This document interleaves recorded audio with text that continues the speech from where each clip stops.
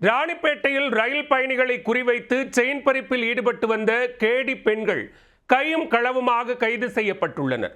ஜாமீன் எடுக்க வழக்கறிஞரை வைத்துக் கொண்டு திருட்டு தொழிலில் ஈடுபட்டு வரும் மொத்த கேங்கிற்கும் எண்டு கார்டு போடப்படுமா? ரயிலில் பயணிகளிடம் நகை பணத்தை திருடும் தாங்கள் போலீசாரிடம் சிக்கிய போதும் அவற்றை மீண்டும் ஒப்படைத்ததே கிடையாது. தங்களுக்கென்று தமிழ்நாடு முழுவதும் கிளைகள் உள்ளன. 4 பேர் கொண்ட கேங்காக களத்தில் குதித்து கைவரிசை காட்டுவதே தங்களது பாணி. போலீசார் கைது செய்தால் 20 நாட்களிலேயே ஜாமீனில் எடுக்க ஆள் வைத்துள்ளோம். இப்படி போலீசாரையே மலைக்க வைக்கும் அளவிற்கு கேடி லேடிகள் ஒப்புதல் வாக்குமூலம் அளித்துள்ளனர். போலீசாருக்கே தண்ணி காட்டிய கும்பல் சிக்கியது எப்படி? சென்னையில் ஆவடியைச் சேர்ந்தவர் 55 வயதான ராஜராஜேஸ்வரி. இவர் அரக்கோணத்தில் உள்ள தனது தாய் வீட்டிற்கு சென்றுள்ளார். தாயை பார்ப்பதற்காக 60,000 ரூபாய் ரொக்கம், 1.5 சவரன் தங்க நகைகளை மணிப்பர்சில் வைத்துக் கொண்டு ஆவடியிலிருந்து மின்சார ரயிலில் அரக்கோணத்திற்கு ஏறியுள்ளார். அரக்கோணம் சென்றடைந்ததும் ரயில் நிலையத்தில் உள்ள லிப்டில் இறங்கியுள்ளார். அப்போது அடையாளம் தெரியாத 4 பெண்கள் ராஜராஜேஸ்வரியை நெருங்கியுள்ளனர். அதில் ஒரு பெண் கட்டை பையால் அவரின் முகத்தை மறைத்துக் கொண்டு மணிப்பர்சை திருடியுள்ளார். அதை கவனித்த ராஜராஜேஸ்வரி லிப்டில் இருந்து இறங்கியதும் கூச்சல் போட்டுள்ளார். உடனே அங்கிருந்தவர்கள் 2 பெண்களையும் சுற்றி வளைத்து பிடித்து அரக்கோணம் ரயில்வே போலீசில் ஒப்படைத்தனர்.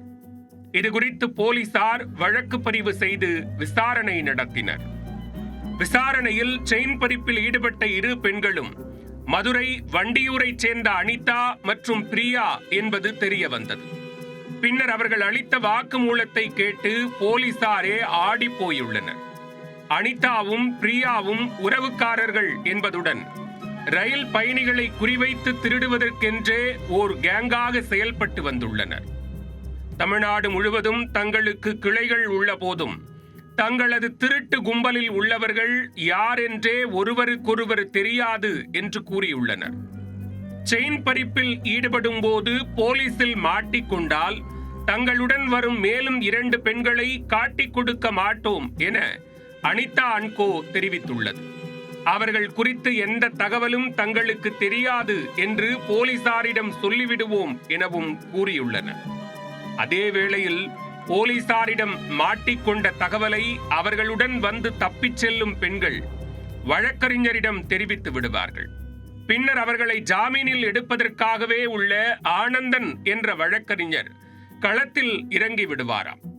அவர் தங்களை 20 நாட்களுக்குள் ஜாமீனில் எடுத்து விடுவார் என்று கைதான 2 பெண்களும் வாக்குமூலம் அளித்துள்ளனர். அத்துடன் அவருக்கு திருட்டு நகைகள் மூலம் கிடைக்கும் பாதி பணத்தை வக்கீல் பீஸாக கொடுத்து விடுவோம் என்றும் தெரிவித்துள்ளனர். குறிப்பாக பலமுறை போலீசில் சிக்கிய போதும் ஒரு முறை கூட திருட்டு நகைகளை திரும்ப ஒப்படைத்ததே கிடையாது என கேடி லேடிகள் கூறியுள்ளனர்.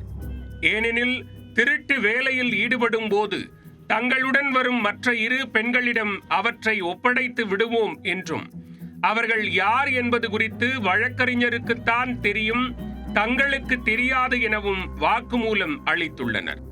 இதனையடுத்து கைது செய்யப்பட்ட அனிதா மற்றும் பிரியாவை போலீசார் நீதிமன்றத்தில் ஆஜர்படுத்தி சிறையில் அடைத்துள்ளனர். இந்த கேங்கிற்கு உறுதுணையாக உள்ள வழக்கறிஞர் ஆனந்தன் மற்றும் திரைமறைவில் இயங்கும் ஒட்டுமொத்த கேங்கையும் கூண்டோடு பிடிக்க போலீசார் தீவிர தேடுதல் வேட்டையில் இறங்கியுள்ளனர். அரக்கோணம் பகுதியில் தொடர்ந்து செயின் பறிப்பில் ஈடுபட்டு வந்த கேடி லேடிகள் கைது செய்யப்பட்டதால் ரயில் பயணிகள் நிம்மதி அடைந்துள்ளனர்.